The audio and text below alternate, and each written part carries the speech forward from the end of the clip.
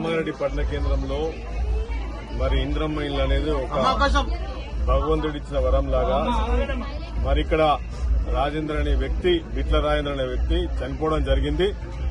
చాలా నిరుపేద కుటుంబం. నేను కూడా ఈ రామారెడ్డి గ్రామంలో చదువుకున్నా, నాకు ఈ పరిస్థితులు తెలుసు కనుక ఆ రోజు మన కాంగ్రెస్ పార్టీ కార్యకర్తలు వీళ్ళందరూ వచ్చి కూడా ఇంద్రమ్మ కమిటీ వాళ్ళు కూడా అందరూ కూడా బిట్ల రాజేందర్ కు చనిపోయిండు. భార్య మరి వాళ్ళ ఆడపిల్లలకు 3 పిల్లలు, ఇద్దరు కలిసి 5 ఆడపిల్లలు ఉన్నారు.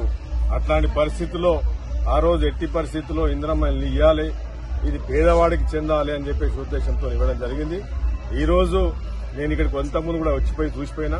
మరి ఈ రోజు గృహప్రవేశము మీ అందరి మధ్య చేసుకోవడం నా జన్మ సార్థకమైందని నేను భావిస్తా ఉన్నా. ఒక ఎమ్మెల్యేగా, ఈ ప్రాంత ఎమ్మెల్యేగా పేదవాడికి ఇల్లు జరిగినట్టు. దాంతో పాటు మా పోలీస్ డిపార్ట్మెంట్ నుంచి సీఏ గారు ఉన్నారు, ఎస్ఐ గారు ఉన్నారు, రెవెన్యూ డిపార్ట్మెంట్ నుంచి ఎంఆర్ఓ ఉన్నారు, ఎంపీడీఓ గారు ఉన్నారు, అందరు డిఈ గారు ఉన్నారు. అందరు అధికారుల సమక్షంలో చెప్తా ఉన్నాను, ఎవరు కూడా ఎట్టి పరిస్థితుల్లో ఇంద్రమ్మ ఇళ్లకు గాని ఇసుక గాని ఏ ప్రాబ్లం వచ్చినా అని మాత్రం సీరియస్ యాక్షన్ తీసుకుంటాను.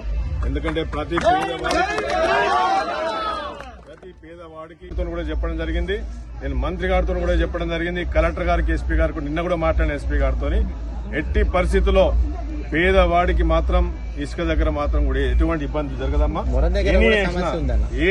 ఏ సమస్య అయినా గానీ పేదవానికి జరుగుతున్నది మాత్రం నా కాన్స్టిట్యూన్స్ లో, ఎల్లారెడ్డి కాన్స్టిట్యూన్స్ లో ఎవరికి కూడా ఇబ్బంది జరగదని చెప్పి ఈ పత్రికా సమావేశంలో మీకు ఒక ఎమ్మెల్యేగా, ఒక గవర్నమెంట్ ఎమ్మెల్యేగా నేను మీకు ప్రామిస్ చేస్తా ఉన్నాను. మీకు ఎటువంటి ప్రాబ్లం ఉండదు.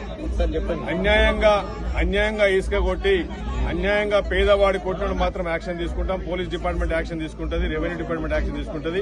పేదవాడికి మాత్రం జరగదు. మళ్లీ 2000 ఇండ్లు